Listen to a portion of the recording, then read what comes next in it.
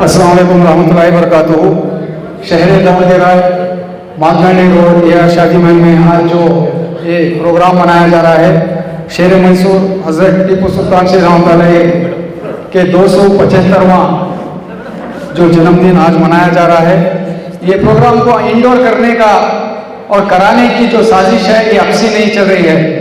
आप लोगों को मालूम है कि उनके दौर में जब हमारे हिंदू दलित जो बहनें थे उनके पूरे टैक्स लगता था, जो ब्रिथ टैक्स बोलते, जो छाती पे कपड़ा डाले तो टैक्स बनना था। तो ये खासकर जो बड़े तबके के लोग थे उनकी ये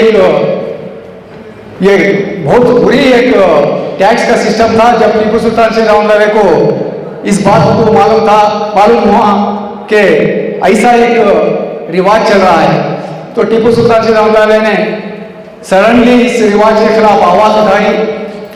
वो कौम के जिम्मेदार से जाके राब्ता किया और कहा कि ये औरतों के साथ नाइंसाफी है, तो वो लोग नहीं माने। इमीडिएट जब टीपू सुल्तान शाह रहमतुल्लाह ने उनके खिलाफ कार्रवाई की और आर्डर पास किया कि इसके बाद अगरचे ये कोई कानून लागू करेगा तो उनके खिलाफ सख्त कार्रवाई होगी। तो इस कार्रवाई के तहत टीपू सुल्तान शाह रहमतुल्लाह ने बहुत से लोगों को अरेस्ट करवाया, जेलों में डाला। उसके बाद जो दलित जो औरतें थे उनको इस एक बुरी एक कानून से निजात दिलाई। तो ये लोगों के दिमागों में आ गया कि टीपू सुल्तान शाह रहमतुल्लाह हमारे कौम के खिलाफ काम किए ही, तो उनके दिलों में दुश्मनी ऐसे ही टिक गई। तो क्या भी करके टीपू सुल्तान को हम नीचा बताने के लिए हर एक काम करना है। तो वही सिलसिला चलते चलते आज क्या हुआ है, टीपू सुल्तान के प्रोग्राम को हम बाहर नहीं करना देना है, उनके नाम को कीचड़ उछालना है, ऐसे कार्रवाई चलते आए। तो इसी के साथ साथ आप लोगों को मालूम है, इसी कार्रवाई की कड़ी कि पिछली गवर्नमेंट ने हुरी गौड़ा नंजेगौड़ा को भी एक कॉन्सेप्ट लाए थे कि टीपू सुल्तान शाह रहमतुल्लाह को अंग्रेजों ने नहीं मारा, हुरी गौड़ा और नंजेगौड़ा ने मारा। तो उनको बुला के उनके जो जिम्मेदार थे, स्वामी थे, वो उनको बोले कि ऐसे बेहुदा आप काम ना करें जो इतिहास को बदलने की कोशिश हो। तो जब वो खामोशी के साथ चुप हो गए, तो ऐसे ही साजिशें चलते आए टीपू सुल्तान शाह रहमतुल्लाह के खिलाफ। आज भी वो साजिशें चल रही हैं। हमें हमारी जिम्मेदारी क्या है कि उनके इतिहास को बताना है। आज KRS की बात आती, कुछ लोग कहते हैं KRS टीपू सुल्तान ने नहीं बनवाया। नहीं बनवाया, ये मानने की बात है। मगर जब टीपू सुल्तान शाह रहमतुल्लाह की तीसरी जंग होती, एंग्लो मैसूर वार थर्ड, जब टीपू सुल्तान हारती, वो वक्त में टीपू सुल्तान को अंग्रेजों ने उनको वादा करती कि तुम्हारा साम्राज्य बचाना तो इतने पैसे अदा करना। वो वक्त में पूरी उनकी जो पास थी पूंजी दे दी, मगर वो वक्त में पूरा जो वो कंडीशन करे थे अंग्रेज, वो देने के लिए उनके पास पैसे नहीं रहते। वो अपने को सरेंडर करने उनको ऑफर देती कि बोलो तुमने कितने स्टेट हो ना, तुम स्टेट के राजा, हमारे अंडर में काम करना। ये बात को टीपू सुल्तान शाह रहमतुल्लाह नहीं मानते। पूरी रकम अदा करो या तो हमारे कंडीशन को मानो। वो वक्त में क्या होता है कि मेरे पास पैसा कम है, तो मैं ये पैसे के आवाज में जब तक मैं पैसा नहीं देता तब तक मेरे बच्चों को तुम्हें गिरवी रख लो। गिरवी रखती अपने 2 बच्चों को। जब वो वक्त के रईतरा को मालूम पड़ता कि हमारे सुल्तान ऐसा काम करी, बोल को पूरे रैयता, वो वक्त के रैयता अपने सभी के पास पैसा जोड़ना चालू करती। पैसा जोड़ के एक रकम ला के टीपू सुल्तान शाह रहमतुल्लाह के पास देती, ले सुल्तान ये पैसे से तुम्हारे बच्चों को छुड़ाओ। शहीद वो पैसा लेकर अंग्रेजों को देती। वो पैसा अभी बचत रहता उसमें देने के बावजूद भी। वो पैसा जो बचत हुए रहता, वो पैसे में क्या करती कि ये पैसा रैयतों का है, ये पैसा मैं अपने इसके लिए नहीं इस्तेमाल कर सकता बोल के वो वक्त में वो उनके कन्नमबाड़ी कट्टे बोल को जो खरिया रहता, वहाँ KRS का फाउंडेशन डालती। जो पैसा रैयतों से आया, ये पैसा रैयतों के वास्ते ही रिजर्व रहना चाहिए बोलकर KRS का फाउंडेशन डालती। टीपू सुल्तान KRS नहीं बनते, फाउंडेशन डाले। उसके बाद नलवड़ी कृष्णराज वड़ियर उसे पूरा करती। तो ऐसे इतिहास बहुत से हैं, हमें बोलने के लिए हमारे पास जानकारी नहीं। तो ये प्रोग्राम हमारे अहमद खान साहब बनाए, बहुत खुशी की बात है। आज का दिन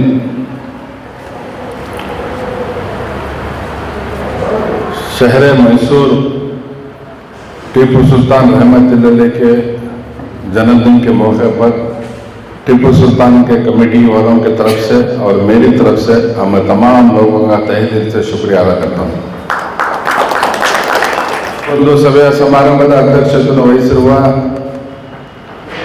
ನಮ್ಮ ಟಿಪು ಸುಲ್ತಾನ್ ಕಮಿಟಿಯ ಅಧ್ಯಕ್ಷರಾದ ಅಹಮದ್ ಖಾನ್ ರವರೇ, MCT ಗ್ರೂಪಿನ ಸ್ನೇಹಿತರಾದ ಮನ್ಸೂರ್ UM ಕಾಂಗ್ರೆಸ್ ಪಕ್ಷದ ಮುಖಂಡರಾದ UM ಮನ್ಸೂರ್ ಅವರೇ, ವರ್ತಕರು, ಮಕ್ಕಾ ಮಸೀದಿನ ಕಾರ್ಯದರ್ಶಿಗಳು ಹಳೆಯಂದ್ರಾದ ಮೈನುದ್ದೀನ್ ಅವರೇ, ಹರೀಶ್ ರವರೇ, ಫಯಾಜ್ ಅವರೇ, ತಂಜೀಮ್ ಸಮಿತಿಯ ಸದಸ್ಯರಾದ ಆರಿಫ್ ರವರೇ, ಸುರೇಶ್ ಅವರೇ, ಮೈಸೂರಲ್ಲಿ ಟಿಪ್ಪು ಸುಲ್ತಾನ್ ರವರ ಈ ಒಂದು ಜಯಂತಿ ವಿಚಾರವಾಗಿ ಸರ್ಕಾರದ ನಿರ್ಧಾರಗಳು, ಕೆಲವು ನಿರ್ಬಂಧನೆಗಳು ಇದ್ದೂ ಸಹ ಅದರಲ್ಲಿ ನಮ್ಮ ಈ ಭಾಗದ ಯುವಕರು ಸೇರಿ ಬಹಳ ಶ್ರದ್ಧೆ ಭಕ್ತಿಯಿಂದ ಟಿಪ್ಪು ಜಯಂತಿಯನ್ನು ಆಚರಣೆ ಮಾಡಬೇಕು ಅಂಥೇಳಿ ತೀರ್ಮಾನ ತಗೊಂಡು ಇವತ್ತೊಂದು ದಿವಸ AR ಶಾದಿ ಮೇಲೆ ಒಂದು ಕಾರ್ಯಕ್ರಮವನ್ನು ಹಮ್ಮಿಕೊಂಡಿದ್ದಾರೆ. ಸ್ನೇಹಿತರೆ, ಶಹೀದ್ ಟಿಪ್ಪು ಸುಲ್ತಾನ್ रहमतुल्लाह ಅವರ ಬಗ್ಗೆ ಎಷ್ಟು ಹೇಳಿದ್ರು ಕಡಿಮೆನೆ. ಯಾವುದರ ರಾಜ್ಯ ಯುದ್ಧ ಸಂದರ್ಭದಲ್ಲಿ ಬಹಳ ಜನ ರಾಜರನ್ನು ನೋಡಿದ್ದೀವಿ, ಬಹಳ ಜನ ರಾಜರು ಇತಿಹಾಸವನ್ನು ನೋಡಿದ್ದೀವಿ, ಓದಿದ್ದೀವಿ. ಬಟ್ ಈ ನಮ್ಮ ಶಹೀದ್ ಟಿಪ್ಪು ಸುಲ್ತಾನ್ रहमतुल्लाह ರವರು ರಾಜನಾಗಿ ಮೆರೆದಿಲ್ಲ, ಒಬ್ಬ ಈ ದೇಶದ ಶಿಸ್ತಿನ ಸಿಪಾಯಿಯಾಗಿ ಬ್ರಿಟಿಷರ ವಿರುದ್ಧ ಹೋರಾಡಿ ತಮ್ಮ ರಾಜ್ಯಕ್ಕೆ ನ್ಯಾಯ ಕೊಡಿಸುವುದರ ಮೂಲಕ ವೀರ ಹುತಾತ್ಮರಾಗಿದ್ದಂತೇಳಿ ಅದು ಶಹೀದ್ ಟಿಪ್ಪು ಸುಲ್ತಾನ್ ರವರು. ಕೆಲವು ಜನ ಈ ಕೋಮವಾದಿ ಶಕ್ತಿಗಳು ಏನು ಟಿಪ್ಪು ಸುಲ್ತಾನ್ ಒಬ್ಬ ಮತಾಂಧ, ಒಬ್ಬ ಹಿಂದೂ ವಿರೋಧಿ ಅಂತ ಹೇಳಿ ಬಿಂಬಿಸ್ತಾ ಇದ್ದಾರೆ. ನಾನು ಯಾವ ಈ ಕೋಮವಾದಿ ಶಕ್ತಿಗಳಿಗೆ ನಾನು ಹೇಳಲಿಕ್ಕೆ ಬಯಸ್ತಾ ಇದ್ದೇನೆ ಇವತ್ತಿನ ಈ ಸಭೆ ಮುಖಾಂತರ, ದಯಮಾಡಿ ತಾವು ಚರಿತ್ರೆಯನ್ನು ಟಿಪ್ಪು ಸುಲ್ತಾನ್ रहमतुल्लाह ಚರಿತ್ರೆಯನ್ನು ಓದಿ ಅವರ ಇತಿಹಾಸವನ್ನು ತಿಳ್ಕೊಳ್ರಿ. ಟಿಪ್ಪು ಸುಲ್ತಾನ್ ರವರು ಸುಮಾರು ಯುದ್ಧಗಳನ್ನು ಮಾಡಿದರು. ನಾನು ನಿಮ್ಮ ಗಮನಕ್ಕೆ ಟಿಪ್ಪು ಸುಲ್ತಾನ್ रहमतुल्लाह ಅವರು ಹಿಂದೂ ವಿರೋಧಿ ಆಗಿದ್ದಿದ್ರೆ ಅವರ ಮಂತ್ರಿಮಂಡಲದಲ್ಲಿ ಸುಮಾರು 8 ಮೇಲೆ ಜನ ಮಂತ್ರಿಗಳು ಹಿಂದೂಗಳಿದ್ರು. ಇದು ಹಿಂದೂ ವಿರೋಧಿನ. ಮತ್ತೆ ಶೃಂಗೇರಿ ಮಠ, ಮಾತೆ ಶಾರದಾಂಬಾ ದೇವಿಯ ಕೆಲವು ದ್ವೇಷಗಳು ಅದರ ಮೇಲೆ ಯುದ್ಧ ಮಾಡಿ ಹಾಳು ಮಾಡಿದಾಗ ಅದಕ್ಕೆ ಪುನರ್ವಸತಿ ಕಲ್ಪಿಸಿಕೊಟ್ಟಿದ್ದು ಶಹೀದ್ ಟಿಪ್ಪು ಸುಲ್ತಾನ್ रहमतुल्लाह ಅವರು. ಇವತ್ತು ಶೃಂಗೇರಿ ಮಠದಲ್ಲಿ ಇತಿಹಾಸ ಇದೆ. ಟಿಪ್ಪು ಸುಲ್ತಾನ್ रहमतुल्लाह ಅವರು ಯಾವನೋ ಒಬ್ಬನು ಮತಾಂಧ, ಯಾವನೋ ಒಬ್ಬನು ಹಿಂದೂ ವಿರೋಧಿ ಅಂತ ಹೇಳಿದ್ರೆ ಯಾರು ಜನ ಒಪ್ಪಲ್ಲ. ಯಾಕಂತ ಹೇಳಿದ್ರೆ ಈ ದೇಶದ ರಾಷ್ಟ್ರಪತಿ ರಾಮನಾಥ್ ಕೋವಿಂದ್ ರವರು ಇಡೀ ಒಂದು ದೊಡ್ಡ ಒಂದು ಸಭೆಯಲ್ಲಿ missile man is Tipu Sultan ಅಂತ ಹೇಳಿದ್ದಾರೆ. ಯಾವನೋ ಒಬ್ಬನು ಹೇಳಿದಂತ ಹೇಳಿದ್ರೆ ಅದಕ್ಕೆ ಅರ್ಥಪೂರ್ಣ ಇರಲ್ಲ. ಆದರೆ ರಾಮನಾಥ್ ಈ ದೇಶದ ಮಾಜಿ ರಾಷ್ಟ್ರಪತಿಗಳು ಮತ್ತೆ ಹಲವಾರು ಟಿಪ್ಪು ಸುಲ್ತಾನ್ ರಹಮತುಲ್ಲಾಹರವರು ಈ ರಾಜ್ಯಕ್ಕೋಸ್ಕರ ಕೊಡುಗೆಗಳು ಕೊಟ್ಟಿದ್ದಾರೆ. ಮೈಸೂರು ಆಂಗ್ಲ 3ನೇ ಮಹಾಯುದ್ಧದಾಗ ಅವರು ಈ ನಮ್ಮ ಹೈದರಾಬಾದ್ ನಿಜಾಮ್ ಕೆಲವು ಪೇಶ್ವರು ಸೇರ್ಕೊಂಡು ಅವ್ರನ್ನು ಚಿಕಿತ್ಸೆ ಒಳಪಟ್ಟು ಅವ್ರಿಗೆ ಸೋಲಿಸ್ತಾರೆ. ತದನಂತರ ಸುಮಾರು 37 ವರ್ಷಗಳ ಕಾಲ ಹೈದರ್ ಅಲಿ ಅವರ ಸುಪುತ್ರ ಟಿಪ್ಪು ಸುಲ್ತಾನ್ ರಹಮತುಲ್ಲಾಹರು ಬ್ರಿಟಿಷರನ್ನು ನಿಂದೀಕರಿಸಿಬಿಟ್ಟಿದ್ರು. ಯಾವ ರೀತಿಯಾದರೂ ನಾವು ಟಿಪ್ಪು ಸುಲ್ತಾನ್ ಬಗ್ಬಿಡಿಬೇಕು, ಯಾವುದೇ ಕಾರಣಕ್ಕೂ ಅವನಿಗೆ ಮೇಳ ಕೇಳಬಾರ್ದು, ಅವನಿಗೆ ಯಾವ ರೀತಿ ಏನು ಮಾಡಿದರೆ ನಮ್ಮ ಹಿಡಿತದಲ್ಲಿ ಇರ್ತಾನೆ, ಟಿಪ್ಪು ಸುಲ್ತಾನನು ಹಿಡಿತದಾಗ ಇಟ್ಕೊಂಡ್ರೆ ಇಡೀ ದೇಶನ ಹಿಡಿತದಾಗ ಇಟ್ಕೊಂಡಂಗಂತ ಅವ್ರದ್ದು ಯೋಚನೆ ಬ್ರಿಟಿಷರದ್ದು ಇತ್ತು. ಆವಾಗ ಒಂದು ಒಪ್ಪಂದ ಮಾಡ್ತಾರೆ. ಏನಪ್ಪ ಅಂತ ಹೇಳಿದ್ರೆ, ನೀನು ಇಷ್ಟು ರೂಪಾಯಿಗಳು ಕೊಡಬೇಕು. ಆವಾಗ ಸುಮಾರು ಅಂದಾಜು ಆವಾಗಿನ 3,34,00,000 ರೂಪಾಯಿಗಳು. ಆವಾಗ ಅವ್ರ ಹತ್ರ ದುಡ್ಡು ಇರಲ್ಲ, ಅರ್ಧ ದುಡ್ಡು ಇರ್ತವೆ. ಅದಿಲ್ಲ ಹೇಳಿದಂಗೆ ಅರ್ಧ ದುಡ್ಡು ಕೊಟ್ಟು 3 ಕಂತಿನಾಗೆ 4 ತಿಂಗಳಕ್ಕೆ ಸ್ವಲ್ಪ ದುಡ್ಡು ಕೊಟ್ಟು ನಾನು ಬಗೆಹರಿಸ್ತೀನಿ ಅಂತ ಹೇಳಿದಾಗ ಬ್ರಿಟಿಷರು ಅವಾಗ ಹೇಳ್ತಾರೆ, ಅಲ್ಲಿವರೆಗೂ ನಿನ್ನ ಮಕ್ಕಳನ್ನು ನಾವು ಒತ್ತಾಗಿ ಕೇಳ್ತೀವಿ ಅಂತ. ಈ ದೇಶಕ್ಕೋಸ್ಕರ, ಈ ರಾಜ್ಯಕ್ಕೋಸ್ಕರ ಯಾರ ಬಲಿದಾನ ಕೊಟ್ಟಿದ್ದೆ ಯಾರಂದ್ರೆ ಅದು ಟಿಪ್ಪು ಸುಲ್ತಾನ್ ರಹಮತುಲ್ಲಾಹ್. ಇಡೀ ತಮ್ಮ ಸ್ವಂತ ಮಕ್ಕಳನ್ನು, ಈಗ ನಮ್ಮ ಮಕ್ಕಳ ಹತ್ರ ಯಾಕಪ್ಪ ಅಳ್ತಿದೆ ಅಂತ ಹೇಳಿದ್ರೆ, ಏನಾರ ವಸ್ತು ಕೇಳಿದ್ರೆ ದಿಢೀರ್ನೆ ನಾವು ಕೊಡಿಸ್ಬಿಡ್ತೀವಿ. ಏನಾರ ಸ್ವಲ್ಪ ಆದರೆ ನಮ್ಮ ಮನಸ್ಸಿಗೆ, ನಮ್ಮ ಹೃದಯಕ್ಕೆ ಸಂಕಟ ಆಗುತ್ತೆ. ಅಂಥದ್ರಲ್ಲಿ ಅವರು ಈ ದೇಶಕ್ಕೋಸ್ಕರ ಆಗಿ ತನ್ನ ಮಕ್ಕಳನ್ನೇ ಹೆಣ್ಬಿಡ್ತಾರೆ. ಆಗಿನ ಕಾಲದಾಗೆ ಮೀರ್ ಸಾದಿಕರು ಇದ್ರು, ಈಗಿನ ಕಾಲದಾಗೂ ಮೀರ್ ಸಾದಿಕರಿದ್ದಾರೆ. ಇದು ಇತಿಹಾಸ. ಇದು ಟಿಪ್ಪು ಸುಲ್ತಾನ್ ಶಹೀದ್ ರಹಮತುಲ್ಲಾಹರವರು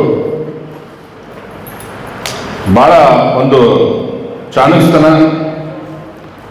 ಯುದ್ಧದಲ್ಲಿ ಬಲಶಾಲಿಯಾಗಿ ಈ ಬ್ರಿಟಿಷರ ಹತ್ರ ಹೋರಾಟ ಮಾಡಿ ಬಹಳ ಒಂದು ನಮ್ಮ ಈ ದೇಶಕ್ಕೆ ಒಂದು ಕೊಡುಗೆ ಕೊಟ್ಟಿದ್ದಾರೆ. ಇತಿಹಾಸ ಓದಿದ್ರೆ ಗೊತ್ತಾಗುತ್ತೆ ಏನಪ್ಪ ಯಾರು ಇರು ಅಂತ ಹೇಳಿ.